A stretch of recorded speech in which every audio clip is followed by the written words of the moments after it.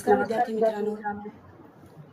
विद्यार्थी मित्रांनो. कोविड-19च्या या सद्यस्थितीत आपल्या शाळा बंद असल्या तरी आपले शिक्षण चालूच आहे आणि त्याच अनुषंगाने बृहन्मुंबई महानगरपालिका शिक्षण विभाग व्हर्च्युअल ट्रेनिंग सेंटरच्या माध्यमातून व्हिडिओ थ्रू आपण आज भेटणार आहोत. मी निलिमा कदम, आपली व्हर्च्युअल शिक्षिका. आजचा विषय आपण बघणार आहोत. 6वी मराठी बालभारती भाषाभ्यास व व्याकरण. विद्यार्थी मित्रांनो, आपण जेव्हा बोलतो तेव्हा आपल्या तोंडावाटे निघणारे जे मूलध्वनी आहेत त्यांना वर्ण असे म्हणतात. भाषा शिकताना आपण वर्ण म्हणजे काय हे शिकलेलो आहोत. तर वर्ण म्हणजेच आपल्या तोंडावाटे निघणारे मूलध्वनी. आता हे ध्वनी तुमच्या समोर आता काही अक्षर येत आहेत. तर हे ध्वनी कागदावर लिहून दाखवताना ही जी चिन्ह वापरलेली आहेत, ध्वनींच्या या चिन्हांना अक्षरे असे म्हणतात.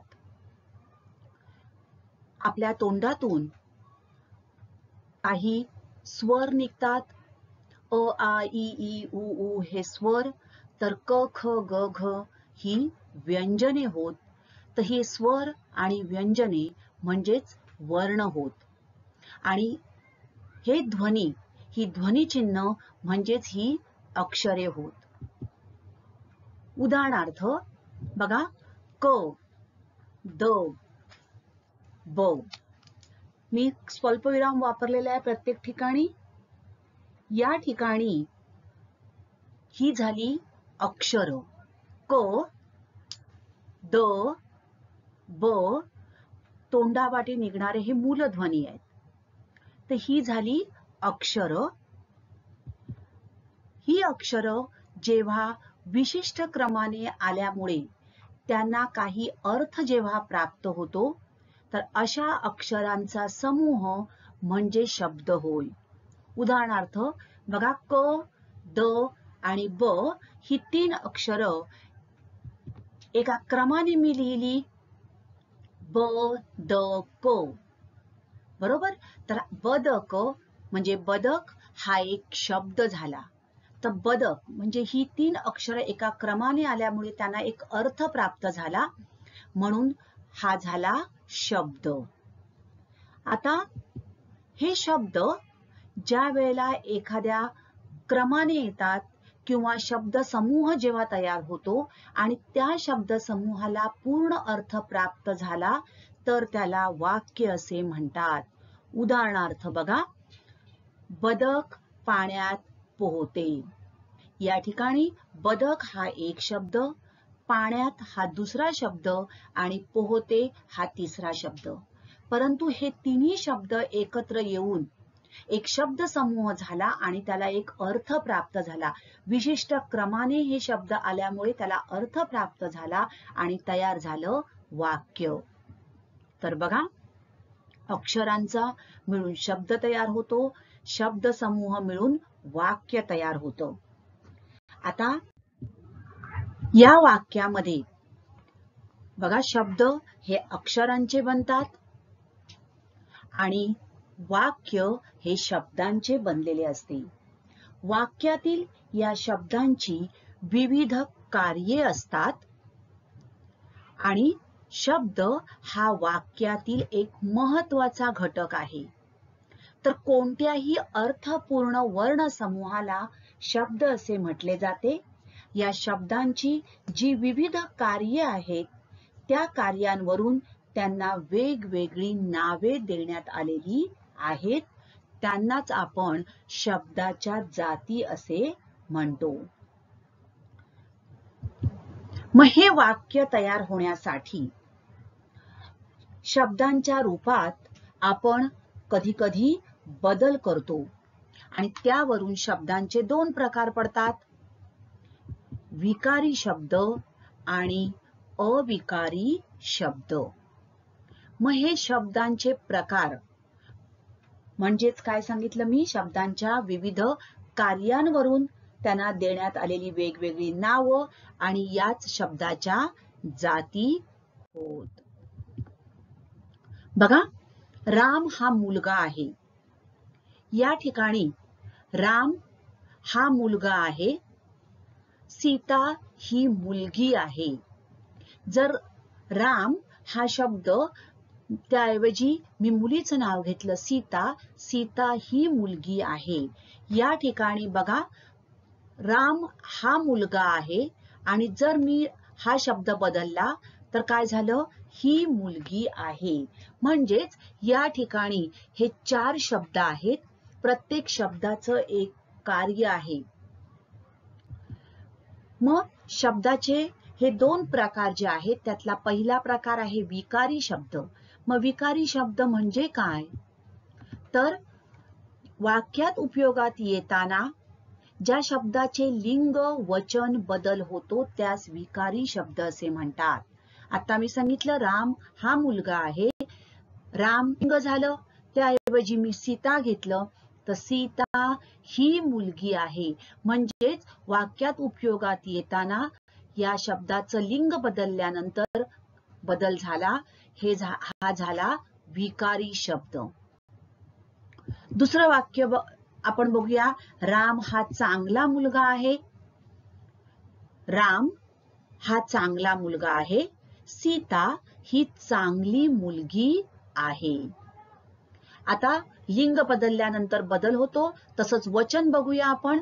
राम एक वचन आहेत, आपण अनेक वचन घेऊया. ती मुले चांगली मुले आहेत.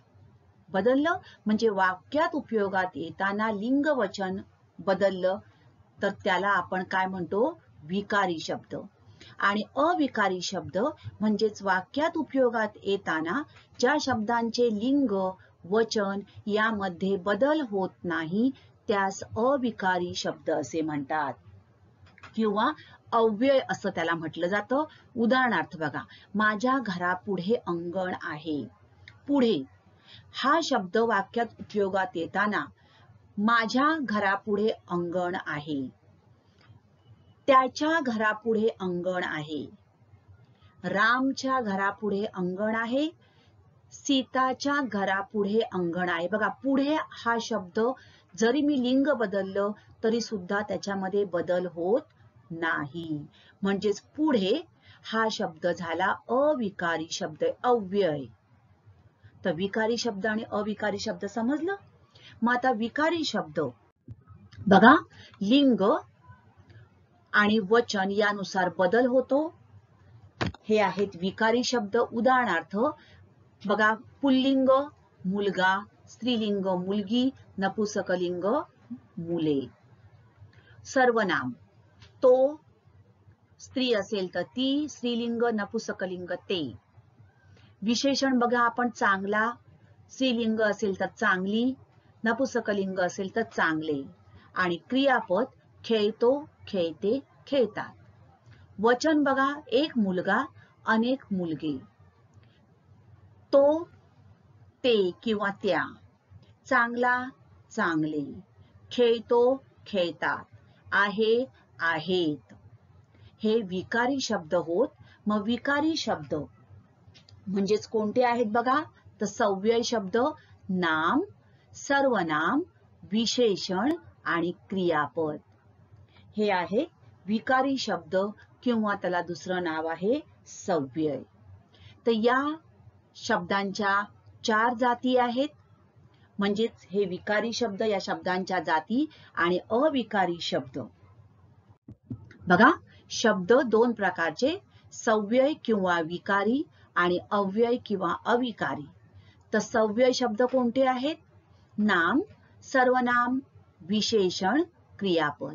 आणि अव्यय किंवा अविकारी शब्द म्हणजेच क्रियाविशेषण अव्यय, शब्दयोगी अव्यय, उभयान्वयी अव्यय आणि केवल प्रयोगी अव्यय. आज आपण नाम आणि सर्वनाम याविषयी, या विकारी शब्दांविषयी माहिती घेणार आहोत. नाम बघा, तुम्हाला चित्रामध्ये या ठिकाणी नाम आणि त्याच्या भोवती अनेक चित्र दिसत आहेत. बालमित्रांनो, ओळखलीत का चित्र तुम्ही? हो ना? बघा, हे काय आहे बरं? मांजर, खुर्ची, घर, फुलपाखरू. आणि या चित्रात पोपट असं म्हटल्यानंतर बरोबर तुमच्या डोळ्यासमोर हे चित्र येतं.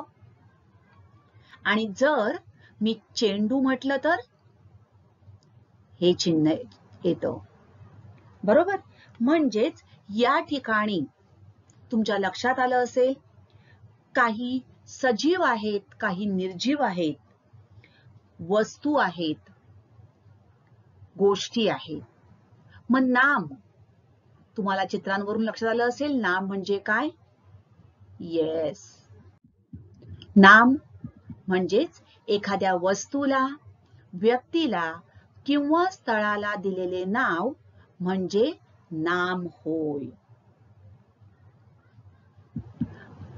उदाहरणार्थ बघा, झाड, मुलगा, सह्याद्री, घर, शाळा, नदी, डोंगर, अरबी समुद्र, वकील, शिक्षक, स्त्री, पुरुष, समुद्र, विद्यार्थी, चेंडू, गोदावरी, भारत.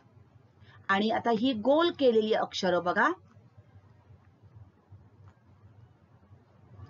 बालपण, सौंदर्य, देवत्व, नम्रता, थंडावा. बघा, या ठिकाणी झाड, मुलगा, सह्याद्री ही काही वस्तूला किंवा व्यक्तीला दिलेली नावं आहेत. परंतु बालपण, सौंदर्य, देवत्व, नम्रता, थंडावा या शब्दांवरून तुमच्या त्या शब्दाचं वैशिष्ट्य लक्षात येत आहे. एक प्रकारचा भाव किंवा गुण लक्षात येतोय. बघा, आईस्क्रीम खाल्ल्यामुळे थंडावा मिळाला. मग थंडावा हे गुण त्यातून दिसून आलं. ताजमहालचं सौंदर्य अप्रतिम आहे, म्हणजे त्याचा गुण आपल्या समोर आला. तो मनुष्य त्या देवासारखा आहे. या ठिकाणी लक्षात घ्या, नम्रता हे मुलीचंही नाव असू शकतं किंवा त्याच्या ठिकाणी खूप नम्रपणा आहे.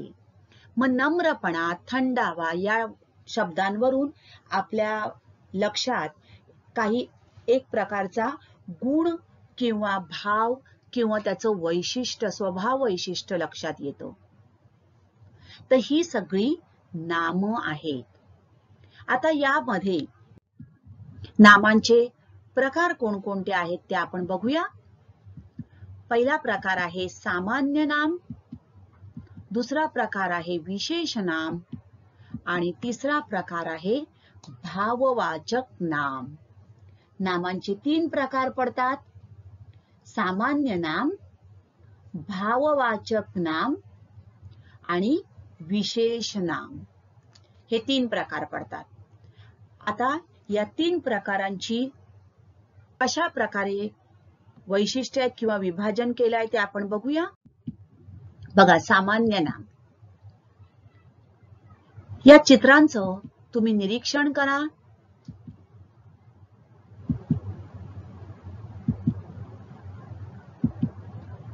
बघा, ही जी चित्र आहेत, झाड म्हटल्यानंतर आपल्या डोळ्यासमोर आंब्याचं, चिंचेचं, गुलाबाचं कोणतंही झाड येऊ शकतं. मांजर, मोठं मांजर किंवा छोटं मांजर, घर, कुत्रा, मुलगी, म्हणजेच एकाच जातीच्या पदार्थातील समान गुणधर्मामुळे त्या वस्तूला जे सर्वसामान्य नाव दिले जाते त्याला सामान्य नाम असे म्हणतात. कुत्रा म्हटल्यानंतर आपल्या डोळ्यासमोर कोणत्याही प्रकारचा कुत्रा येऊ शकतो. माझ्या डोळ्यासमोर हा कुत्रा आला, तुमच्या डोळ्यासमोर तुमच्या घरातील कुत्रा येऊ शकेल किंवा तुमच्या मित्राच्या घरातील कुत्रा येऊ शकेल. परंतु कुत्रा म्हणजेच त्याचे गुणधर्म काय आहेत? समान असणार आहेत. त्याला 4 पाय, 1 शेपूट, बरोबर, 2 कान. घर म्हटल्यानंतर आपल्या डोळ्यासमोर एक विशिष्ट प्रकारची प्रतिकृतीच नजरेसमोर येते, म्हणजे समान गुणधर्म आहेत. तर ही झाली सामान्य नामे. तर झाड, मुलगा, मुलगी, मांजर, कुत्रा, प्राणी, पक्षी, नदी, पर्वत, बघा, शहर, नदी, पर्वत, डोंगर, फुले, फळे, प्राणी, पक्षी, ही सगळी सामान्य नामे होत. शहर म्हटल्यानंतर आपल्या डोळ्यासमोर कोणतंही मोठं शहर म्हणजे गगनचुंबी इमारती, कारखाने, अशा प्रकारचं चित्र डोळ्यासमोर येतं. नदी म्हटल्यानंतर वाहणारं पाणी, आजूबाजूला झाडं, हेच चित्र डोळ्यासमोर येणार आहे. पर्वत म्हटल्यानंतर उंच उंच असे डोंगर किंवा त्याच्यावरती खूप झाडं, बर्फ, हे चित्र डोळ्यासमोर येतं. तर ही सगळी आहेत सामान्य नामं. एकाच जातीचा काय होतो? बोध होतो. ठराविक वस्तू किंवा व्यक्तीचा बोध न होता त्या प्रकारातील किंवा जातीतील सर्व वस्तूंचा, व्यक्तींचा बोध होतो. त्यांच्यात समानपणा किंवा सारखेपणा आपल्याला जाणवतो. तर ही झाली सामान्य नामे. पुढचा प्रकार आहे विशेष नाम. बघा, ही चित्रांचं निरीक्षण करा. मुंबई, गोदावरी नदी, हिमालय, डेव्हिड, निहिरा, आणि हे फूल मी नाव लिहिलं नाहीये, जास्वंद. बघा, ही नावं बोलल्यानंतर आपल्याला काही विशिष्ट गोष्टींचा किंवा ठराविक वस्तूंचाच बोध होतो आणि म्हणून ही झाली विशेष नामे. ज्या नामाने जातीचा बोध होत नसून त्या जातीतील एका विशिष्ट व्यक्तीचा, वस्तूचा किंवा प्राण्याचा बोध होतो, त्यास विशेष नाम असे म्हणतात. तर बघा, निहिरा म्हटल्यानंतर निहिरा नावाचीच मुलगी, जास्वंद हेच फूल आपल्या डोळ्यासमोर येणार, हिमालय हा उत्तुंग पर्वत डोळ्यासमोर येणार आहे. मुंबई म्हटल्यानंतर मुंबईतलं सगळे ब्रिज, मोठमोठ्या उंच उंच इमारती, रस्ते, हे डोळ्यासमोर आपल्या येतं. म्हणजेच एका विशिष्ट व्यक्तीचा, वस्तूचा बोध होतो. ही झाली विशेष नामे. बघा, सामान्य नाम आणि विशेष नाम. पर्वत, हिमालय, सह्याद्री, सातपुडा ही विशेष नाम. मुलगा सामान्य नाम. तर हिमांशू, लक्ष्मण, राजू, कपिल ही विशेष नामं. हिमांशू म्हणजे हिमांशू नावाचाच मुलगा. मुलगी म्हणजे सामान्य नाम, पण नम्रता, मधुस्मिता, स्वागता, नीता ही झाली विशेष नामे. शहर सामान्य नाम, तर पुणे, दिल्ली, मुंबई, कोल्हापूर, कलकत्ता ही विशेष नामे. नदी सामान्य नाम, तर गंगा, सिंधू, तापी, नर्मदा, गोदावरी ही विशेष नामे. तर अशा प्रकारे आपण सामान्य नाम आणि विशेष नाम बघितलं. पुढचा प्रकार आहे भाववाचक नाम. बघा, वात्सल्य. वात्सल्य हा शब्द म्हटल्यानंतर आपल्याला आईचं प्रेम, आईची ममता डोळ्यासमोर येते. आनंदी, दयाळू, रागीट,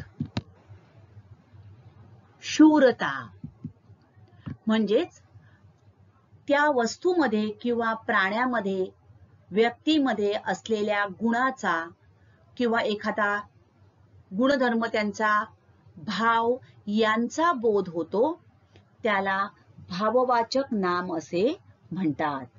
तर आपल्याला एखाद्या नामाने प्राणी किंवा वस्तू यांच्यामध्ये असलेले त्यांचे गुण किंवा गुणधर्म किंवा भाव यांचा बोध होतो, त्याला भाववाचक नाम असे म्हणतात. तर वात्सल्य, रागीट, दयाळू या शब्दातून आपल्याला एक गुणधर्म लक्षात येतो, तर ही भाववाचक नामे होत. या ठिकाणी मी काही शब्द दिलेले आहेत, त्यांचं तुम्हाला सामान्य नाम, विशेष नाम आणि भाववाचक नामामध्ये वर्गीकरण करायचं आहे. चला तर करा तुम्ही. बघा, रविवार काय येणार? विशेष नाम. समुद्र सामान्य नाम, अरबी समुद्र विशेष नाम. शिखर सामान्य नाम, तर कळसुबाई हे विशेष नाम. कळसुबाई शिखर आहे, पण कळसुबाई हे विशेष नाम. कुत्रा सामान्य नाम, पण मोती हे विशेष नाम. विद्यार्थिनी सामान्य नाम, तर नीता विशेष नाम. गुलाब विशेष नाम. इमानी बघा गुणधर्म कळला, भाववाचक नाम. गोडी भाववाचक नाम. नवलाई भाववाचक नाम. सौंदर्य भाववाचक नाम. ताजमहाल विशेष नाम. आपुलकी भाववाचक नाम आणि स्वातंत्र्य भाववाचक नाम. तर अशा प्रकारे तुम्ही काही शब्द घेऊन त्यांचं सामान्य नाम, विशेष नाम आणि भाववाचक नाम यांच्यामध्ये वर्गीकरण करायचं आहे. तुम्ही तुमच्या मनाने काही शब्द घ्या आणि या ऍक्टिव्हिटीचा जरूर सराव करा. तर आज आपण सामान्य नाम म्हणजे काय बघितलं, तर एकाच जातीच्या पदार्थातील समान गुणधर्मामुळे त्या वस्तूला जे सर्वसामान्य नाव दिले जाते त्याला सामान्य नाम असे म्हणतात. विशेष नाम ज्या नामाने त्या जातीतील एका विशिष्ट व्यक्तीचा, वस्तूचा किंवा प्राण्याचा बोध होतो त्यास विशेष नाम असे म्हणतात. आणि भाववाचक नाम ज्या नामाने प्राणी किंवा वस्तू यांच्यामध्ये असलेल्या गुण किंवा गुणधर्म किंवा भाव यांचा बोध होतो त्यास भाववाचक नाम असे म्हणतात. पुढची शब्दाची जात आहे सर्वनाम. या ठिकाणी काही शब्द तुम्हाला दिसत आहेत बघा. कोठे, मी, त्यांना, आपण, तू, आपल्या, जो तो, तुम्ही, तो, कोण, ती, आम्ही, कोठे, हे सगळे शब्द जे आहेत हे सगळे शब्द म्हणजेच सर्वनामे होत.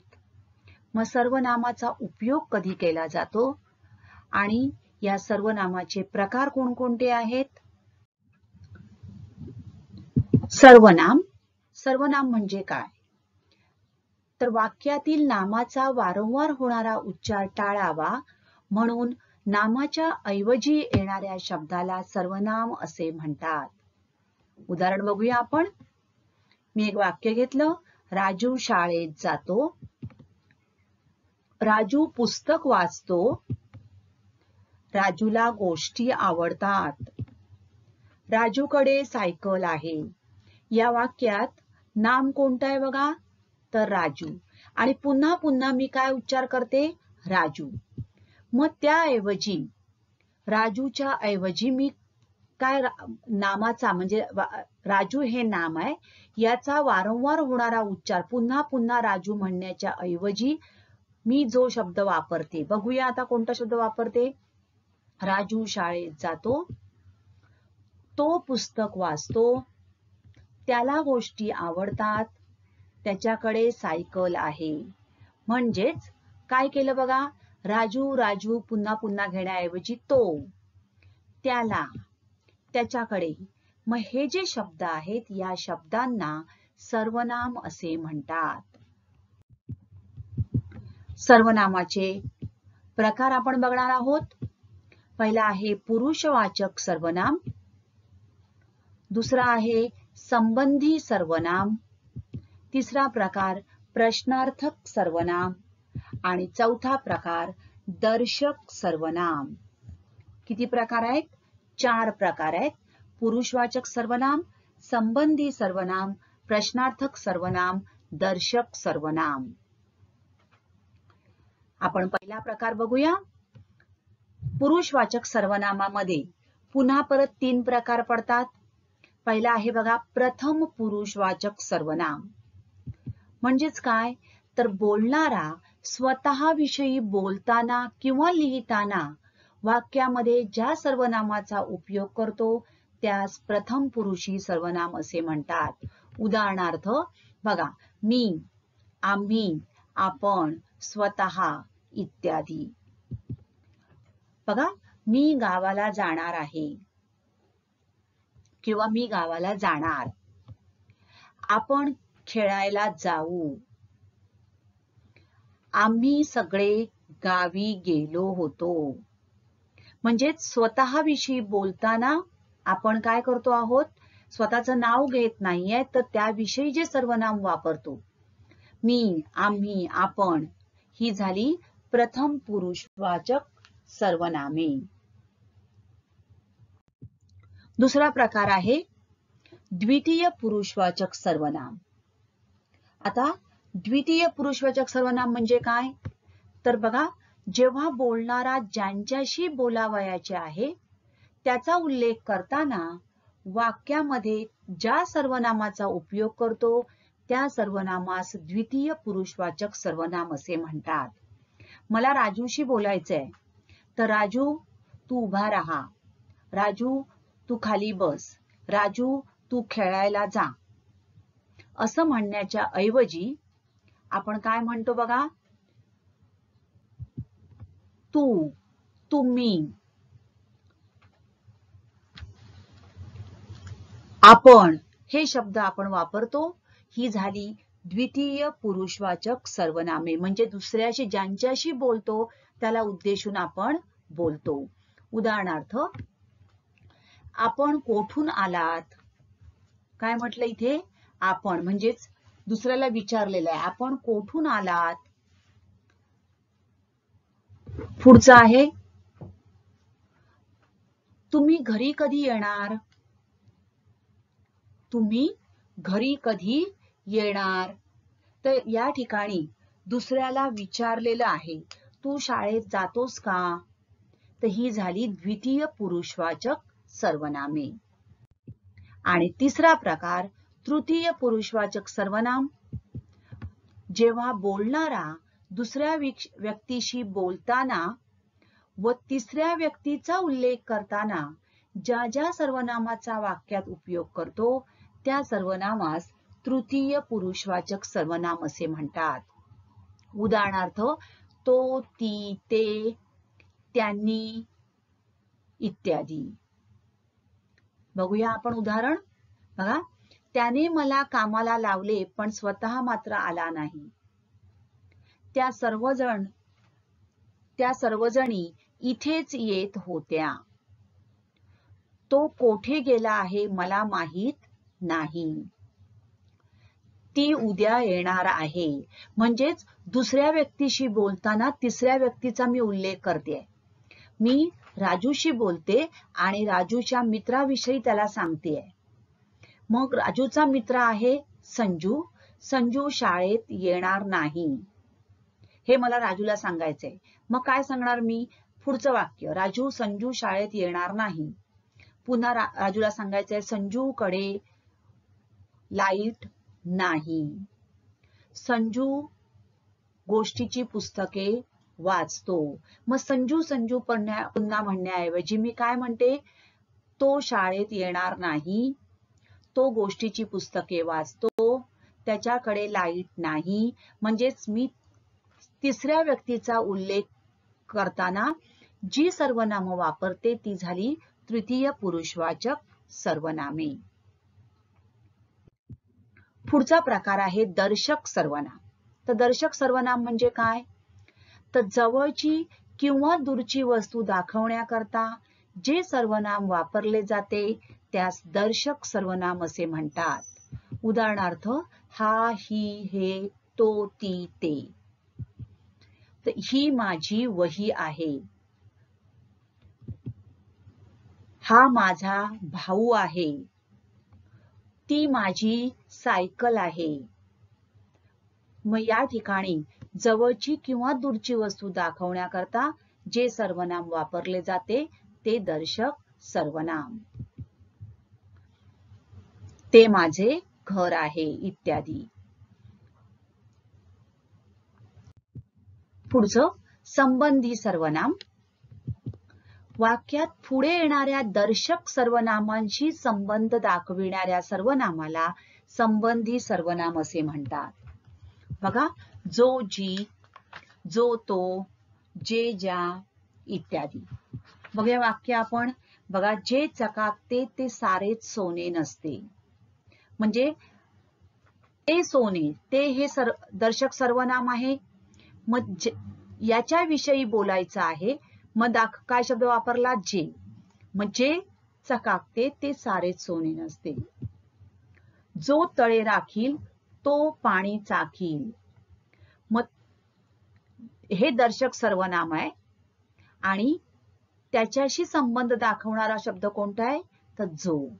म्हणून जो, जी, जे, ज्या ही झाली संबंधी सर्वनामे. आणि प्रश्नार्थक सर्वनाम. साहजिकच ज्या सर्वनामाचा उपयोग वाक्यात प्रश्न विचारण्यासाठी केला जातो त्या सर्वनामास प्रश्नार्थक सर्वनाम असे म्हणतात. उदाहरणार्थ कोण, कोठे, कोणाला, कोणी इत्यादी. बघा, तुमच्यापैकी कोण धडा वाचणार? कोण. तुझ्याकडे किती रुपये आहेत? किती. तू कोठे जातोस? कोठे. तर ही झाली प्रश्नार्थक सर्वनामे. तर पुढचा प्रश्न आहे बघा, सर्वनामाविषयी. खालील संवादात रिकाम्या जागी योग्य ते सर्वनाम लिहा. तुम्हाला इथे सर्वनाम दिलेली आहेत आणि या संवादात योग्य त्या जागी योग्य ते सर्वनाम लिहायचं आहे. यासाठी सुरुवातीला तुम्ही संवाद वाचून घ्या. नमस्कार, आपण देशमुख का? नाही. डॅश देशपांडे. देशमुख बाजूला राहतात. डॅश भेटायचंय का तुम्हाला? नाही, त्यांना नाही. त्यांचा मुलगा राहुल. मला टिंबटिंब भेटायचंय. पण राहुल घरी नाहीये. मी आत्ताच डॅश बाहेर जाताना पाहिलं. ओहो, बरं. एक काम करा, राहुलची बहीण घरी आहे. तुम्ही डॅश विचारा. अच्छा, ठीक आहे. धन्यवाद. आता तुमच्या लक्षात येईल. नमस्कार, आपण देशमुख का? नाही. ते शेजारी गेलेले आहेत. शेजारच्यांकडे चुकून दुसऱ्याच्या घरी गेलेले आहेत हे आपल्याला लक्षात येतं. मग ते कोणाच्या घरी गेले? देशपांडे. मग नाही, ते काय म्हणणार आहेत? मी देशपांडे. देशमुख बाजूला राहतात. पुढे ते काय विचारणार?